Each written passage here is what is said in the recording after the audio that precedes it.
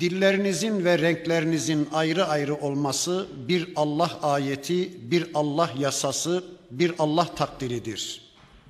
Allah herkesi topraktan yarattığı halde, herkesi belli elementlerden meydana getirdiği halde, insanların dilleri farklıdır, renkleri farklıdır. Renginden dolayı bir insanı kınamak, renginden dolayı bir insanı aşağılamak aslında Allah'ın bu ayetini inkar etmek anlamına gelir.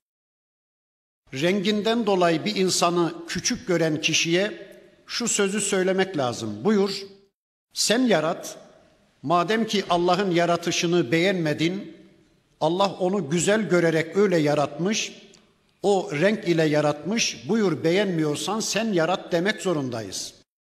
Çünkü renklerimizin, ırklarımızın, dillerimizin, kabilelerimizin ayrı ayrı oluşu bir Allah takdiri, bir Allah yasasıdır. Benim dilimi konuşan insanlar üstündür. Benim dilimin dışında başka dilleri konuşan insanlar alçaktır. Benim rengimi taşıyan insanlar şereflidir. Benim rengimin dışında başka rengi taşıyan insanlar alçaktır diyen bir kişi Allah'ın bu ayetini inkar ediyor. Aslında Allah'ı reddediyor demektir. Bırakın herkes kendi ana dilini konuşsun. Kimse kimseye kendi dilini dayatmasın. Yani Suudi Arabistan'da Arapça konuşanları Allah yarattı da Afrika'da, Alaska'da başka dilleri konuşanları başkaları mı yarattı? Hayır. O dilleri konuşanları da Allah yarattı. Bu dilleri konuşanları da Allah yarattı. Ben Türkçe bir dil konuşuyorum. Benim dilimi konuşan insanlar üstündür. Kürtçe dili konuşanlar alçaktır demeye kimsenin hakkı da yetkisi de yoktur.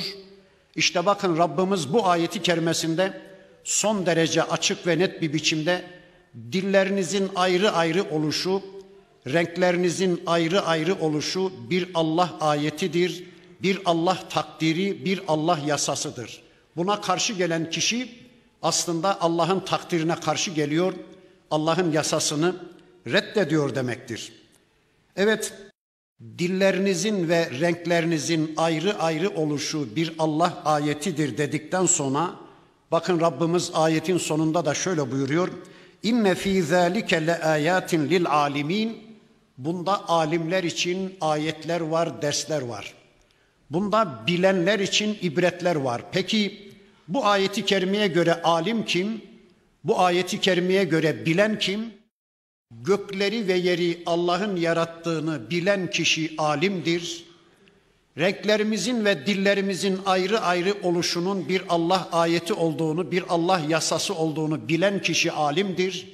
Bunu bilmeyen kişinin bilgiyle, ilimle, alimlikle uzak ve yakından hiçbir ilgisi yoktur.